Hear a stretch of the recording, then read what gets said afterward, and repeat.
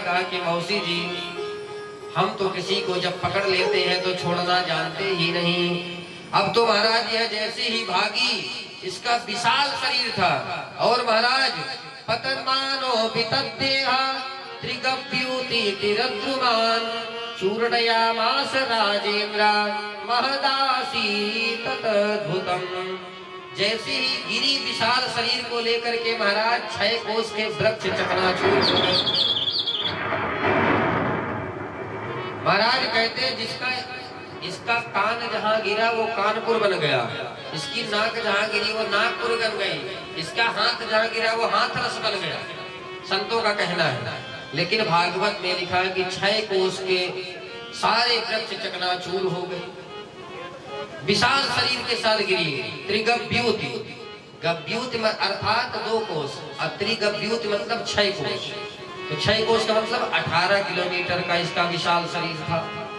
अब तो महाराज जैसे ही माता यशोदा ने देखा, माता यशोदा ने पछाड़ खाती हुई रोती हुई सारी गोप ग्वालिनियों के साथ भागी, और मैया जैसे ही कन्हैया को पूतना के ऊपर खेलते हुए देखा और मैया ने कन्हैया को स्तनपान कराया, तब मैया की जान में जान आई कि लाला तो मेरा स्वस्थ है भाई, लेकिन यह इतनी विशाल पूतना ये धम्म से गिर के मर कैसे गई। इतने में नंद बाबा आ रहे थे।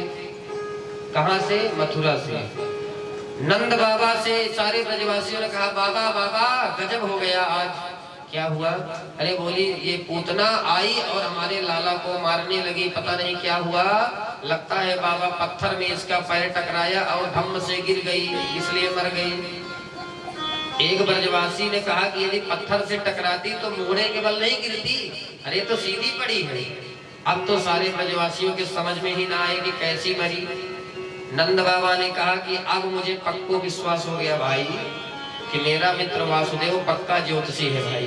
उसने मुझे पहले ही बता दिया था कि नंद बाबा आपके यहाँ कोई संकट आने वाला है, इसलिए मैंने हनुमान जी महाराज का माला सटकाना शुरू किया कि हे हनुमान जी महाराज, हे विनयिका वाले हनुमान जी महाराज, मेरे लाला की रक्षा करो, मैं आपको 1.25 मन देसी घी का लड्डू चढ़ाऊंगा महाराज। वही भजन आज काम कर गया। अब तो महाराज ब्रजवासियों ने कहा वो तो ठीक है, लेकिन ये तो सारे गोकुल और मथुरा का रास्ता ही जाम कर दिया, इसको अब ठिकाने कैसे लगाया जाए। महाराज नंद बाबा ने कहा, सारे ब्रजवासी अपने कुल्हाड़ी लाओ और इसके शरीर के कई टुकड़े की, और महाराज अलग अलग चिता बना करके जैसे ही इसको अग्नि दान किया तो महाराज इसकी चिता से दिव्य सुगंधी आने लगी। महाराज इसकी चिता से पतनवानो वितद्देहा त्रिगव्यूति तिरद्रुमान, दिव्य सुगंधी जब आने लगी तो सारे ब्रजवासियों को बड़ा आश्चर्य हुआ कि महाराज ये तो राक्षसी थी और इसके शरीर से दिव्य दुर्गंध आना चाहिए, लेकिन सुगंधी क्यों आ रही है। बोले, जिसको भगवान का स्पर्श हो जाए वो पापी कैसे हो सकता है, वो तो परम पवित्र हो जाता है। महाराज पूतना में यदि गुण देखा जाए तो कोई गुण नहीं था, लेकिन फिर भी पूतना को भगवान ने मां की गति प्रदान कर दिया। पूतना लोक बालग्नि, महाराज पूतना का स्वभाव बहुत अच्छा था। उसका काम क्या था? बोले राक्षसी थी। क्या करती थी? बोली लोक बालग्नि, बालकों को मार करके खाती थी।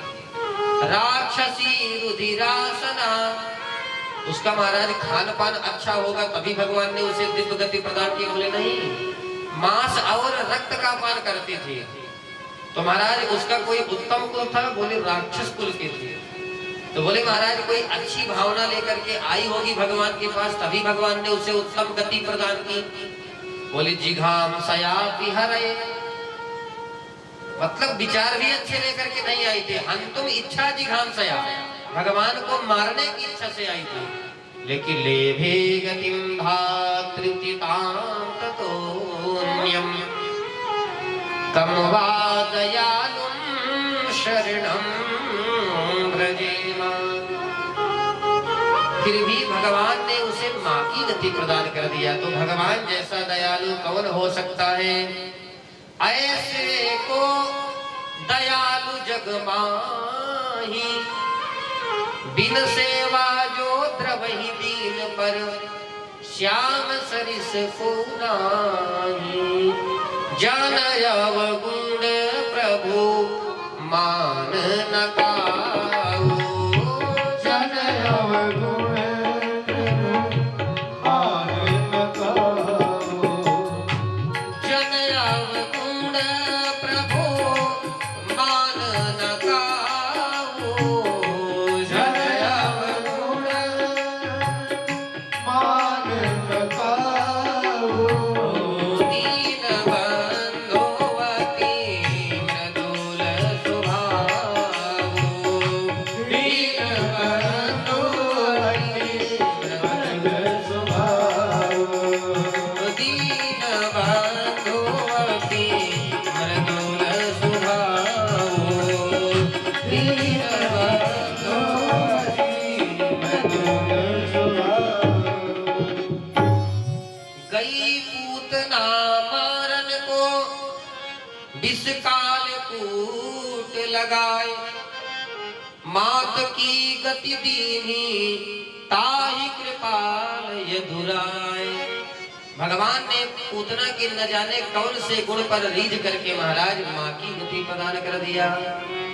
कहने का मतलब है कि भगवान को ज्यादा बंधना ठगना पसंद नहीं है। आप जैसे हो वैसे ही भगवान के शरण में आ जाइए, आपका भगवान कल्याण कर देंगे। महाराज विभीषण आधी रात को भगवान राम से शरणागति की, आधी रात को भगवान ने विभीषण को शरण प्रदान किया। द्रौपदी ने अशुद्ध अवस्था में द्वारिकाधीश को पुकारा, लेकिन भगवान आए। भगवान को बनना ठनना पसंद नहीं है।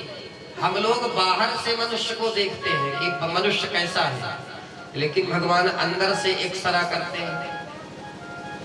भगवान अंदर से देखते हैं। भगवान के यहाँ रूप स्वरूप धनवान दुखी दीन का कोई महत्व नहीं है, इसका भाव कैसा है। भगवान केवल भक्त का भाव देखते हैं। ऊंच नीच बड़ा छोटा भगवान के यहाँ जाति पाति कुल धर्म बड़ाई, ये भगवान के यहाँ कुछ नहीं है। जाति पाति पूछे नहीं कोई, हरि को भजे तो हरि को होई। तो भगवान बनना ठगना भगवान को पसंद नहीं है। भगवान ने पूतना का उद्धार किया। य एतत् पूतना मोक्षम कृष्णस्यार्भकमद्भुतम् शृणुयात् श्रद्धया मर्त्यो गोविंदे लभते रतिम। जो भी भक्तगण भाव से इस पूतना वध के पूतना मोक्ष की कथा को श्रवण करते हैं, उनके गोविंदम लभते रतिम, गोविंद के चरणों में उनकी रति होती है और भगवान उस भक्त को अपने शरण में लेते हैं। पूतना वध की कथा सुनने का ऐसा अलौकिक प्रभाव है। बोलिए पूतना मर्दन भगवान की। अब महाराज अब आया मैया यशोदा ने कन्हैया को गौशाला में ला करके गोमूत्रेण स्नापयित्वा पुनर्गोरजसार्वकम्। महाराज यशोदा मैया ने सोचा कि हमारा लाला अशुद्ध हो गया है, राक्षसी ने स्पर्श कर दिया है, इसीलिए अपने लाला को शुद्ध करने के लिए यशोदा मैया गौ माता के मूत्र से और गोमय से लाला को स्नान कराया और ब्राह्मणों को बुला करके अपने घर में स्वस्ति वाचन कराया। क्योंकि हमारे जीवन में गौ माता का बड़ा प्रभाव है। आजकल तो महाराज गौ माता की बड़ी दुर्दशा हो गई है। और तो और ऐसे ऐसे सनातनी हैं, ऐसे ऐसे हिंदू हैं कि महाराज गौ का धन ही पचा जाते हैं, खा जाते हैं। उनकी कौन सी गति होगी भगवान ही जाने। उनको कौन से नरक में जाना पड़ेगा वो तो परमात्मा ही जाने। लेकिन महाराज बड़ी विडंबना है। गौशालाएं में भी गौ माता की वो सेवा हो रही है कि महाराज चलने के लिए उधार मांग रही है एक एक कदम। महाराज गोधन सबसे खतरनाक होता है। हमारे भारतवर्ष में गौ माता जो राष्ट्र माता है, हमारी माँ है, बड़ी दुर्दशा है। और गौ माता का हमारे जीवन में बड़ा महत्व है। और तो और महाराज विदेशों में गौ माता के ऊपर हाथ फेरने के लिए डॉलर लगते हैं, क्योंकि वैज्ञानिकों ने रिसर्च किया है कि जो नित्य प्रति सुबह सुबह गौ माता को प्रणाम करके और उसके पीठ पर हाथ फेरते हैं तो महाराज हमें कोई असाध्य रोग हमारे शरीर में बनता है ना तो वह रोग नष्ट हो जाता है। क्यों? क्योंकि गौ माता में वह अलौकिक चमत्कार होता है कि उस रोग को नष्ट कर देती है केवल हाथ फेरने मात्र से। एक बार कई संतों के कई देवताओं के मन में विचार हुआ कि महाराज कौन से ऐसे देवता की पूजा कर लिया जाए जिनके पूजन करने से सारे देवी देवताओं के पूजन का संपूर्ण फल प्राप्त हो जाए। कौन सा ऐसा स्थान चुना जाए कि एक ही देवता की पूजन करने से समस्त देवी देवताओं के पूजन पाठ का संपूर्ण फल प्राप्त हो जाए।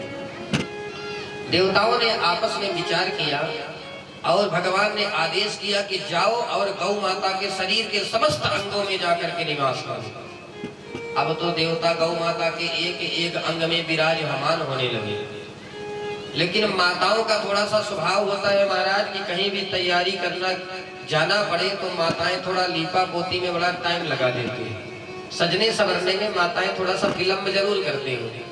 तो उसमें सरस्वती और लक्ष्मी मैया ने थोड़ा सा विलंब कर दिया आने में। अब तो महाराज हाउसफुल हो चुका था, गौ माता के समस्त अंगों में सारे देवी देवता अपना अपना महाराज स्थान ग्रहण कर चुके थे। अब लक्ष्मी मैया और सरस्वती मैया को थोड़ा सा विलंब हो गया तो महाराज आई और उन्होंने कहा हमारा स्थान कहाँ होना चाहिए, यहाँ तो हाउसफुल हो गया। तब दोनों ने निर्णय लिया, लक्ष्मी माँ ने निर्णय लिया कि आज से मैं गाय के गोबर में निवास करूंगी, गोमयो वसते लक्ष्मी। और सरस्वती मैया ने निर्णय लिया कि आज से मैं गौमूत्र में निवास करूंगी। तो महाराज गौ माता का हमारे जीवन में बड़ा महत्व होता है। जिस घर में गाय के गोबर से आंगन को लीपा जाता है सदैव उस घर में लक्ष्मी का निवास होता है। और गाय का पंचगव्य बनता है जब गाय के दूध का, घी का, दही का, है ना, गोमूत्र का और गोमय का, इन 5 चीजों का मिलाकर के पंचगव्य बनता है। और पंचगव्य को नित्य प्रति जो पान करे तो शास्त्र कहता है यस्तो गस्ति गतम पापम देहे तिष्ठति मामकम प्रासनात् पंचगव्यस्य दहत्यग्निर्वेन्दनम। जो गाय का घी, गाय के दही से और गाय के दूध से और गौ माता के मूत्र से और गोमय गोबर से, इन 5 चीजों को मिला करके जो यदि एक बार भी जीवन में पान कर लिया तो शास्त्र गारंटी लेता है कि सारे पाप उसके नष्ट हो जाते हैं। कैसे? जैसे प्रासनात् पंचगव्यस्य, जैसे ही प्राशन करता है तो जैसे तेज अग्नि जल रही हो और उसमें ईंधन डाल दिया जाए तो लकड़ी जल करके राख हो जाती है। इसी प्रकार जब हम पंचगव्य का पान करते हैं तो हमारे महाराज अंदर तक के, हड्डी तक के पाप बाहर निकल करके नष्ट हो जाते हैं। ऐसी महिमा है गौ माता के पंचगव्य की। तो महाराज आज यशोदा मैया कन्हैया को बाल रक्षा कवच के द्वारा झाड़ने लगे। ये 6 श्लोकों में बाल रक्षा कवच है। आज भी जो माताएं जिसके बालक को नजर लग जाए महाराज गारंटी देते हैं गौ माता के पूछ से इस 6 श्लोकों का पाठ करते हुए बाल रक्षा कवच नाम है इसका। और महाराज बालक को गौ माता के पूछ से झाड़ दें तो जो भी उसके जादू टोना अला बला होती है सब नष्ट हो जाती है। और इसका कई लोगों ने परीक्षण भी किया कि बालक रो रहा था, बालक 3 दिन रोया लगातार, लेकिन इस बाल रक्षा कवच से जैसे ही झाड़ा गया तो बालक पूर्ण स्वस्थ हो गया। तो गौ माता में वो अलौकिक दिव्य चमत्कार है। अब तो महाराज कन्हैया का जन्म नक्षत्र आया और मैया यशोदा की एक आदत है कि महाराज हर महीने जब रोहिणी नक्षत्र आता है तो मैया को कोई बहाना चाहिए गीत गवाने का।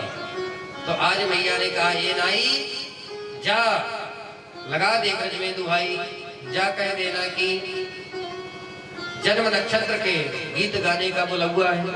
अब तो महाराज नाई ने दुहाई लगा दी, सारी गोपियां भागी भागी आई, अरे यशोदा तेरे लाला को जन्म नक्षत्र की बहुत बहुत बधाई हो।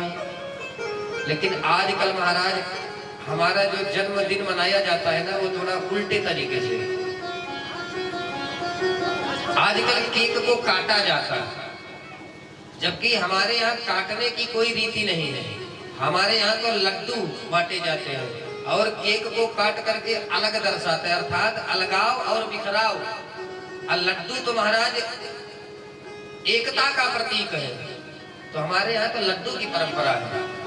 और महाराज आजकल पहले मोमबत्ती जलाते हैं, फिर कहते हैं बेटा फूंक मार के बुझा दो, और फिर ताली बजाते हैं। तो ये भी हमारी मूर्खता है।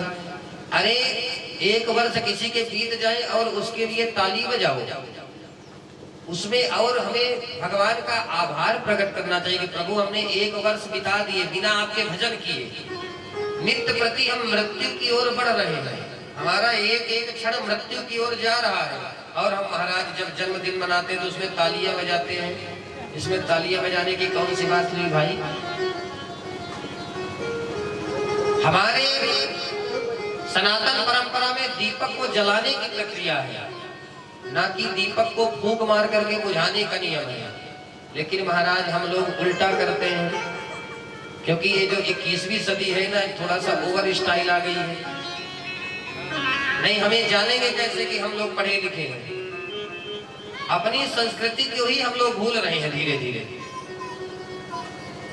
तो महाराज मैया यशोदा के पास सारी गोपियां आई और गोपियों ने कहा, अरे यशोदा तेरे लाला को जन्म नक्षत्र की बधाई हो, बधाई हो, करवट बदलने की बधाई हो। क्योंकि लाला ने करवट बदल लिया। माता यशोदा बड़ी प्रसन्न हुई और बोली, बहन आज हमारे लाला ने करवट बदल लिया, इसलिए आज हमारे यहाँ गीत होना चाहिए। अब तो महाराज गोपियों ने कहा, अरे यशोदा आज तो हम झूम झूम करके गाएंगी, झूम झूम करके नाचेंगी। यशोदा मैया ने कहा, शांत हो जाओ बहन, लाला पलने में सो रहा है, और यदि तुमने हल्ला किया तो लाला जग जाएगा, रोने लगेगा। सखियों ने कहा, अरे बहन क्या तेरा मोड़ा देकर के आई है क्या? यशोदा ने कहा, अरे बहन बिल्कुल गुस्सा मत करो, मैं लाला को अभी बाहर पलने के बाहर रख करके आती हूँ पलने में, और खूब स्वतंत्र होकर के, खूब आनंदित होकर के नाचना गाना। अब तो महाराज कन्हैया को पलने सहित माता यशोदा ने बाहर रख दिया और सारी सखियां झूम झूम करके गाने लगी, सारी गोपियां झूम झूम करके गाने लगी। आइए हम लोग भी सखियों के साथ झूम झूम करके गाएं। अरे पलना में ललना झुलावे, पलना में ललना झुलावे।